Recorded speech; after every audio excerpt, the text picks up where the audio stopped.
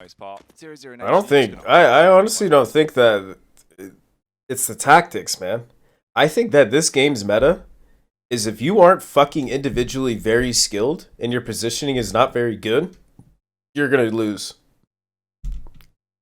I think this game is more about, yes, tactics, but I honestly think that it's a lot, like, you better be able to be consistently skilled every round in every single map you play. And I think people are getting whittled out pretty quickly from skill. And I really think that the skill level of this team right now, EG, is not high. I think if EG is at a high level, AK, Rush's Peak, Automatic, CeRqs, Breezes, Stewies, they're individually the scariest fucking team in NA, in my opinion. But they're obviously not at that level, which is why they're struggling. And I think it's just going to take some time. Like, it's going to, for me, when I look at them, I go, I give them probably around 4 to 5 months. If they get to a high, like, if they don't get to a high level then, like top 15, top 10, then I'll probably get off the train, just because it's all about, you got to grind, man. Like, you got to grind individually, and you got to be at a fucking nasty level. Because at the end of the day, if I see them missing kills that they would not miss back in their heydays, then to me it shows that it's not other teams doing shit, it's them not playing up to their standard that they should be playing at. The skill ceiling of EG is super big. Fuck yeah, it's bigger than fucking Liquid's. Like, individually, Breeze is probably the best rifler. Between Breeze, Twist, and Elige, those three are probably the best fucking riflers that NA's had. By far. Those three. Rush was like such a strong anchor, pit player, support type player, entry, like, does whatever the fuck. He's always been solid. Stewie's always been fucking good. If Automatic can get back to his level and CeRq get back to his level that he was at when he was ranked like 19 or 20, I mean, this team is fucking scary. The problem is they're not at that level.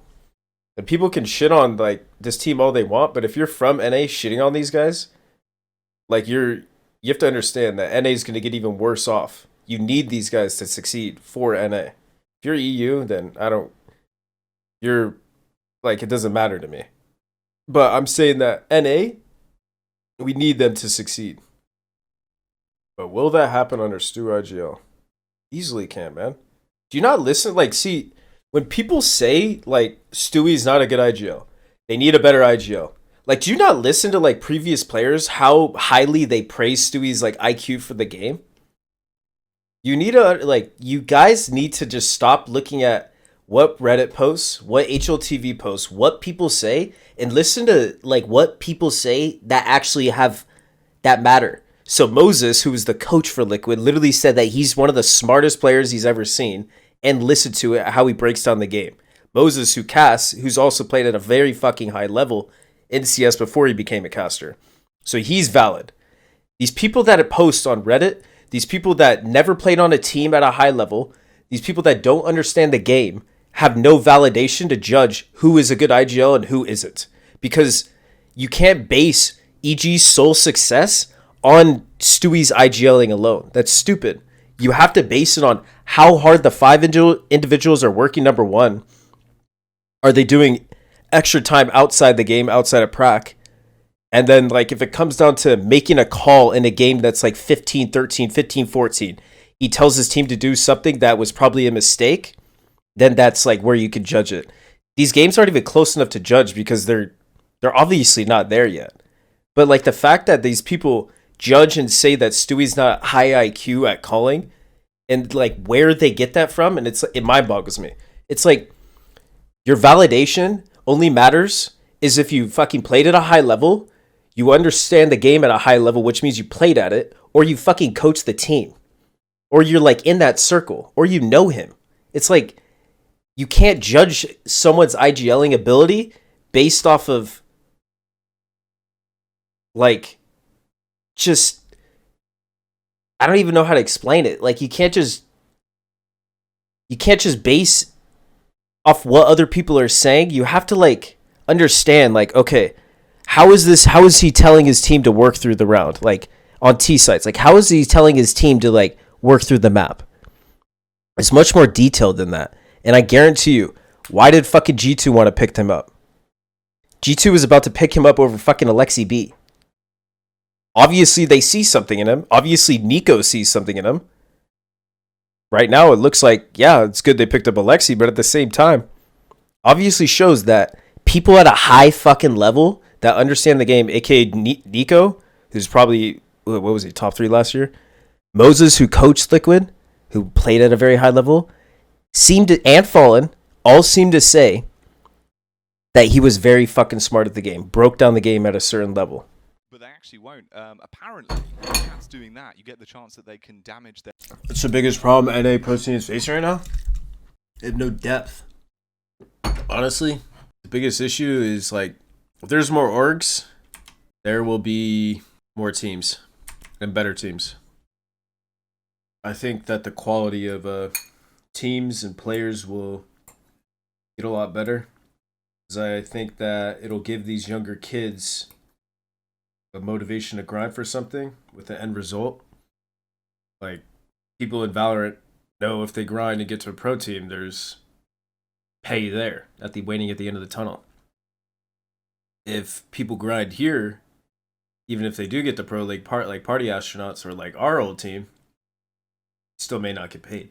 Child was stuck in a tree and he had. You think CeRq is a shitter? All right, lad. God damn, bro. Well, I suppose they can get down themselves, really, can't they? Yeah. Or isn't the problem It's is an that interesting they go up, take. but then they can't. Right now, yes, I believe CeRq is a shitter. All right, interesting take, I guess. Odd even, CeRq doesn't perform. I mean, he's played rough, but so what are you gonna go off of? You gonna go off of like these games? Like what games are you just gonna go off as a whole? So you have to understand something. When you join a team with new players, there's a fucking adjustment period, right? There's an adjustment period when you join a team. So just because someone's not performing doesn't mean they suck. But in your eyes, if you think that, then I'm not trying to be a dick. You probably never played at a high level. But I mean, he's 18-11. I mean, he's our best player at this event right now. Probably with Breeze too, I'm imagining, right? We'll see tomorrow how they play tomorrow. I think tomorrow's a really good test for that team. It's a best of 3 too.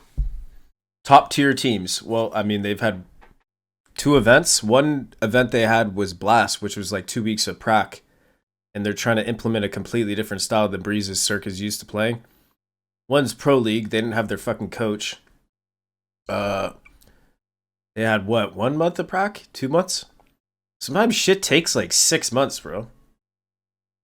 I mean, it's not that they're not using him properly. It's just there's an adjustment period for all parties involved. Russia's literally not played a game in probably a year. autimatic was playing a different game. Stewie was on Liquid. It's like these 2 guys, CeRq and Breeze, also have not played games for a while. You have to understand, CeRq was a #1 player, like on the #1 team in the world for a period of time. See my dog?